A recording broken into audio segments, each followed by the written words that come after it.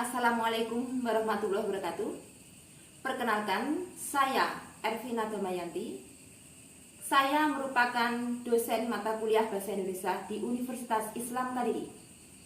Adapun mata kuliah Bahasa Indonesia, deskripsinya adalah Bahasa Indonesia merupakan mata kuliah pengembangan kepribadian di setiap perguruan tinggi dengan harapan agar mahasiswa menjadi ilmuwan dan akademisi profesional yang memiliki perilaku dalam berbahasa yang positif terhadap bahasa Indonesia.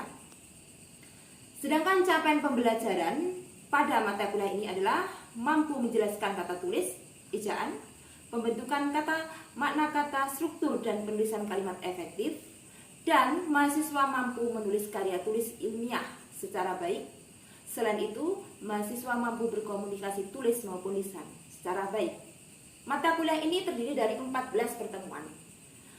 Adapun teknik pembelajaran pada mata kuliah Bahasa Indonesia adalah dengan memberdayakan mahasiswa yang mudah dan menyenangkan. Dalam hal ini, beberapa teknik yang digunakan adalah dengan teknik pembelajaran yang menyenangkan, dengan permainan. Yang kedua, dengan diskusi. 3, penugasan. Keempat, individu. Adapun sistem penilaiannya adalah yang pertama dari segi keaktifan mahasiswa, yang kedua dari segi penulisan karya tulis ilmiah, yang ketiga adalah dari kehadiran, dan yang keempat lima terutama dari UTS dan UAS. Berikut contoh pembelajaran tentang kalimat yang menggunakan teknik pembelajaran kata mengalir. Teknik kata pembelajaran mengalir merupakan sebuah permainan dalam mengetahui perbedaan beberapa kalimat, frase, kata, kemudian klausa. Dalam pembelajaran ini, sistemnya adalah mahasiswa yang paling ujung menulis satu kata, kemudian ditambahi oleh sebelahnya, sampai menjadi kata yang berkait. Waalaikumsalam. Selamat pagi. Pagi. Ini materinya adalah pembelajaran bahasa Indonesia. Sedangkan kompetensi dasar pada pagi hari ini adalah mahasiswa mampu menjelaskan kalimat sesuai tata kaidah bahasa yang berlaku. Adapun indikatornya adalah 1. Mahasiswa mengetahui unsur kalimat. 2. Mahasiswa mampu mengetahui struktur kalimat. 3. Mahasiswa mampu mengetahui kategori kalimat. Yang keempat, mahasiswa mampu menyusun kalimat. Nah, hari ini kita akan membuat permainan yaitu dengan teknik pembelajaran kata mengalir.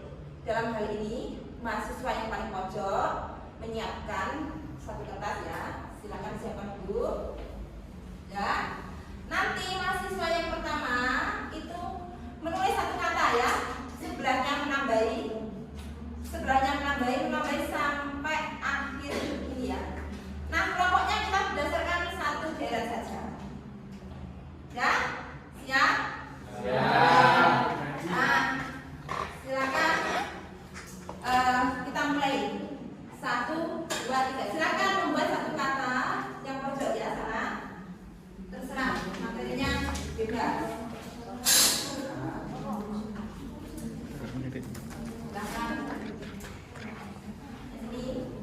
Silakan. Kalau sudah berikan ke saya. Nanti kalau misalnya kami yang terakhir ya saya dulu ya. Pak sudah bernyanyi kan? Yuk sudah.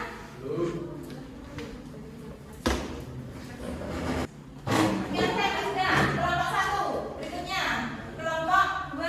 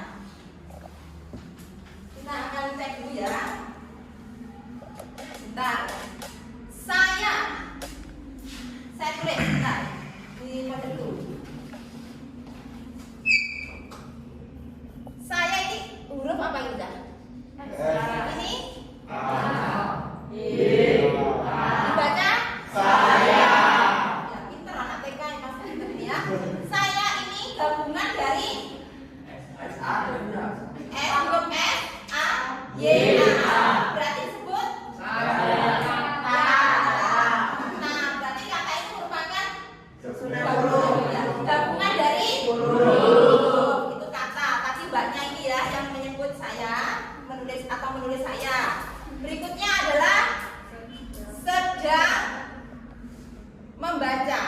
Ini sedang membaca.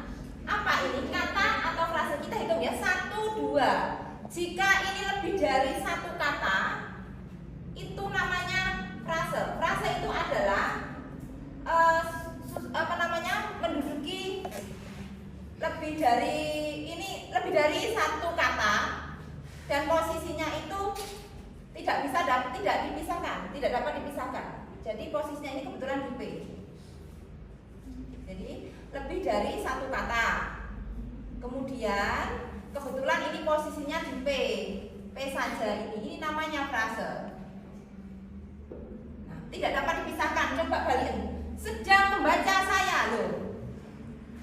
Itu kan ikut lagi sedang sama baca. Contoh yang lain. Buku baru. Saya membeli buku baru. Saya membeli buku baru. Buku baru coba balikin di depan. Buku baru dibeli oleh saya. Ini yang namanya frase. Kalau satu berarti kata. Betul ya?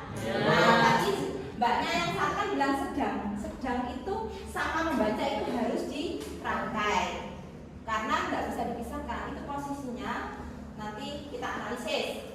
Nah, sekarang tadi sudah menulis satu kata. Nah, berarti kalimat itu gabungan dari apa? Kata. Nah, kalimat berarti gabungan dari kata. Gabungan dari kata. Sudah, duduk kembali Pak. Terima kasih banyak. Sekarang saya akan ini tadi kelompok ini ya, yang terakhir. Saya akan membacakan kelompok yang kedua, yaitu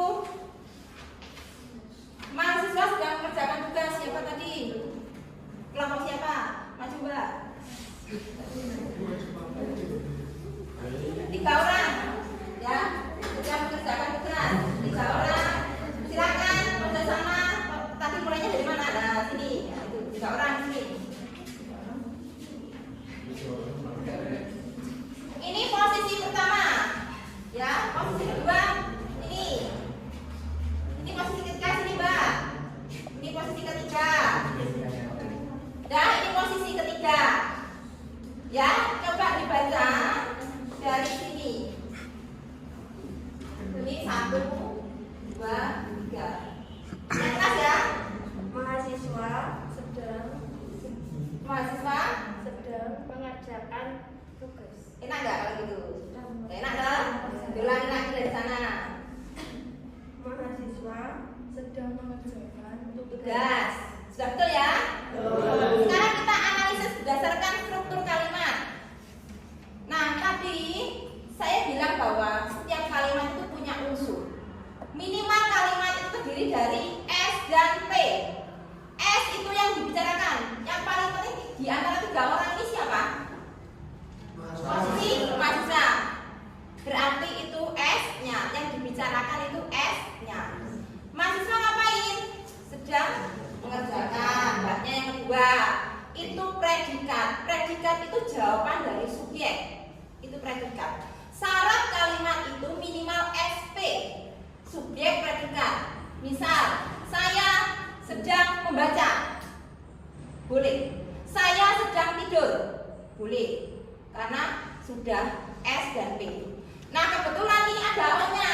Nah, ini O ini berarti kalimatnya pasti aktif untuk O. Kalimatnya aktif yang ada O-nya ya. Nah, ini posisinya mbaknya O. O itu sasaran dari predikat. Kalau boleh disimpulkan, mahasiswa sedang mengerjakan tugas berarti ada S, mahasiswa sedang mengerjakan P, tugas O. Nah, berarti kalau ini dikatakan kalimat, apakah sudah sesuai? Sudah ada SP-nya belum? Sudah. Nah, kita lihat lagi. Harus diakhiri tanda berhenti. Sudah di titik. Berarti sudah betul. Kalau tidak diakhiri tanda titik, itu namanya klausa. Tetap salah. Kalau nggak titik, tanda seru, tanda tanya. Tanda tanya, tanda seru. Seru yang begini, tanya yang begini. Itu sudah tanda berhenti. Gitu. Harus diakhiri tanda berhenti supaya kalimatnya betul. Dan sekarang Mbaknya duduk, terima kasih. Sekarang kita akan membuat kalimat sesuai kategorinya ya, tunggal, setara aja, tunggal dan setara dua aja. Saya kembalikan ini kelompoknya mengerjakan tugas. Ini tadi kelompoknya memberi makan kucing, kelompok menyiram tanaman, kelompok membersihkan kandang. Kamu kok seringan dengan mengerjakan tugas yang tadi kelompoknya? Ya ini ya. Yang terakhir adalah ini. Nah, sekarang susun kalimat kembali ya. Tetapi kita akan mengaitkan. Jadi hanya satu deret saja. Hanya satu deret. Ini dengan ini dengan ini. Yang ini nanti yang aja nanti pas bagian evaluasi ya. Nah sekarang maksud saya adalah kamu ini harus membuat kalimat sini, nanti yang nambahin ini. Jadi membuat kalimat satu kata berhenti. Nah kemudian kalau sudah berhenti nanti ada kata hubungnya di sini, nanti tambahin di sini. Jadi yang dibicarakan adalah dua. Yang dibicarakan dua tapi berkait ya. Silakan dimulai dari sekarang. Kertasnya satu dari situ ya, dari situ. Tulis satu kata dulu. Sampai sini berhenti ya. Satu kata. Sekarang tulis satu kata dulu.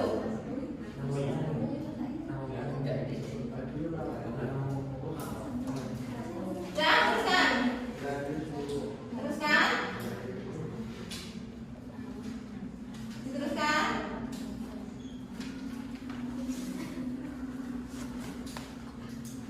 Nah, yang ini nanti menyambung kalimat berikutnya ya. Nanti di sini berilah kata hubung dan atau tetapi buat kalimat seterusnya ya. Tambahi dan kata hubung dan atau tetapi coba yang disambungkan. Sambungkan dan atau tetapi bahkan disambungkan.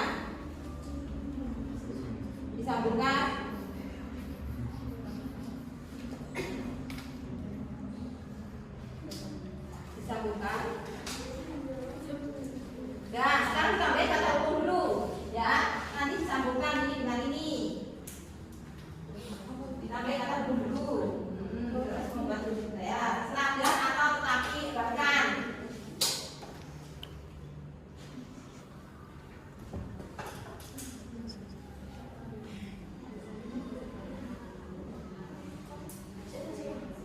Yuk, kalau nanti terakhir nanti maju lagi.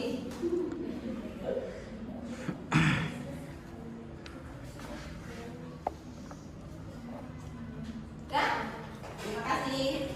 Nah,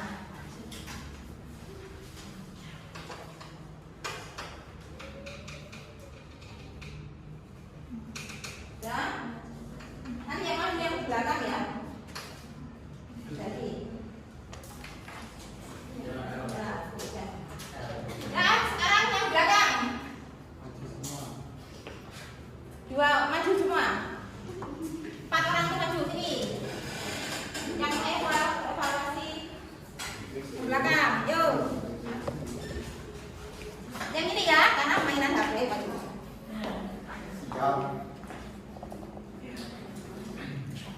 Nah, sekarang dibaca ya. Mulai dari sini. Kamu yang ini baca, terus ini. Kemudian saya akan tambahin satu lagi, sini lagi.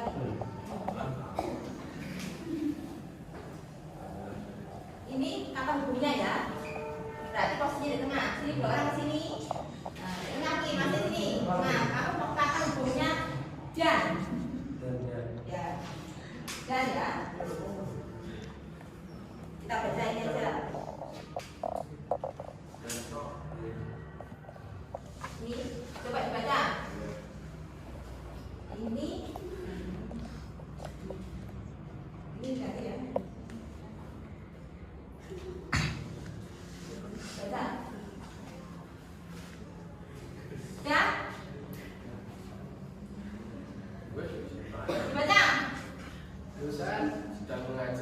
Dan Sebelah sini.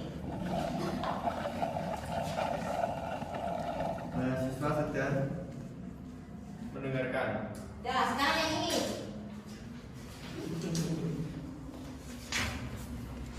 Arif ya akan pergi ke warung nasi. Arif akan pergi ke warung nasi. Baca dulu. Arif akan pergi. Akan pergi. Kata hubungnya ke warung nasi dan kita ulangi ya. Ayo. Kita ulangi. Tapi kayaknya kantong ini. Iya. Punya Siapa yang kantong?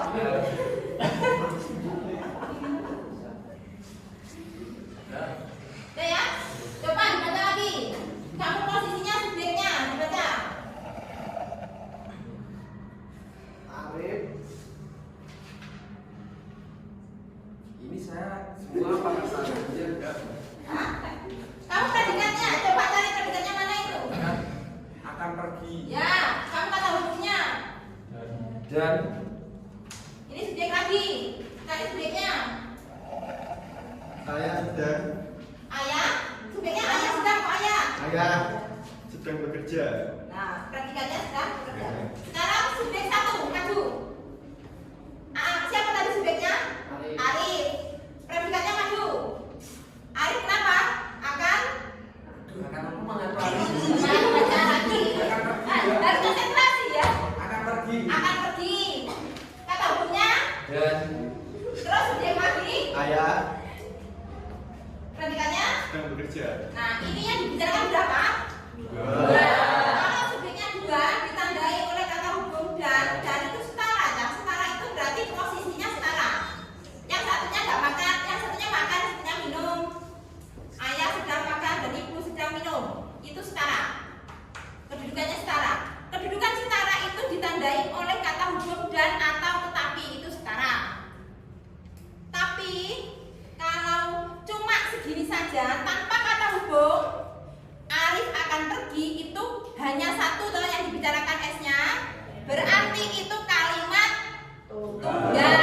Tak tambahin kata hubung dan kemudian ada lagi yang dibicarakan S-nya adalah ayah. Berarti ini termasuk majemuk setara. Tak tambahin lagi misalnya 3 orang cewek sini. 2 orang aja cewek ganti maju sini mbak, maju. Geser ke sana. Mana beda? Ditambahi ya. Dan-nya ganti yang kiri toh. Yang sini.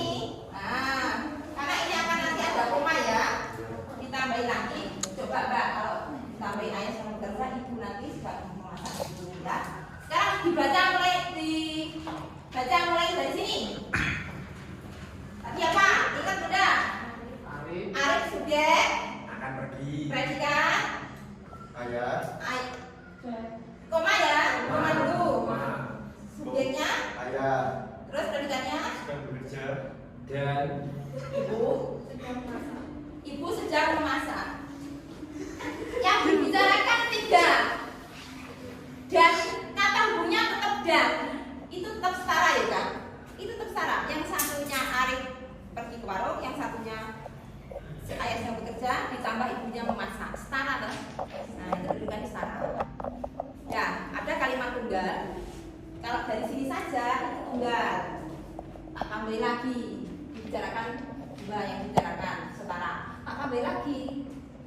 1 lagi itu tetap setara. Kedudukannya kan setara. Yang satu makan, yang satu minum, yang satu pergi ke warung. Itu setara. Sudah, terima kasih dulu kembali. Terima kasih ya.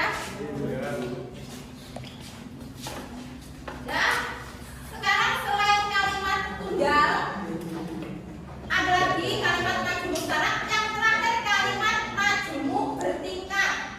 Kalimat majemuk bertingkat itu posisinya tidak setara, tetapi posisinya itu bertingkat. Nah, ini akan kita lanjutkan saja minggu depan. Jadi kalimat majemuk bertingkat itu adalah kalimatnya itu tidak setara dan semua ada anak kalimat. Jika mungkin kamu ingat dulu SMA, ada anak kalimat dan induk kalimat. Ada Ada anak kalimat dan induk. Kita ambil contoh satu saja, tapi yang lainnya minggu depan. Misal, saya punya kalimat begini. Saya datang. Ini kan tunggal. Tapi saya beri kata hubung ketika saya datang ketika ia pergi. Ketika ia pergi, ini kata. Kata ini keterangan. Ini namanya klausa anak atau anak kalimat. Apa itu klausa? Gini, Cak, kalau kamu membuat kalimat kan begini. Coba ya, dianalisis. Saya yakin kamu pasti gak enak. Coba. Misalnya saya bilang begini. Ketika saya makan, saya berhenti, enak kan? Itu namanya klausa. Anak-anak itu biasa menulis, dipikir kalimat tetapi klausa. Klausa itu berarti belum bisa dikatakan kalimat. Kalau ini klausanya hanya K saja, kamu membuat kalimat kok begini saja, segini, itu berarti hanya klausa, hanya berupa keterangan. Sedangkan syarat kalimat harus ada S, ada P, tambahin SP. Saya datang ketika ia pergi. Tapi kalau segini saja nggak boleh. Atau ketika ia datang, koma, saya pergi. Contoh klausa ya. Contoh lagi, kalau saya bilang begini, karena saya sangat senang, enak gak? Gak enak dong? Itu klausa. Jadi yang berklausa itu yang termasuk kalimat majemuk bertingkat, itu berklausa. Kalau ada klausanya itu begitu. Kebetulan yang saya bicarakan adalah klausa keterangan. Ada lagi nanti klausa subjek, klausa predikat, klausa objek. Nah gitu. Kalau klausa subjek S-nya panjang. Contoh misalnya, laki-laki yang duduk di pojok itu, saya berarti enak gak? Laki-laki yang duduk di pojok itu, kenapa dia? Nah, itu berarti S-nya panjang. Itu nggak boleh, harus ditambahin P. Syarat kalimat kan harus SP. Itu klausanya berada di S.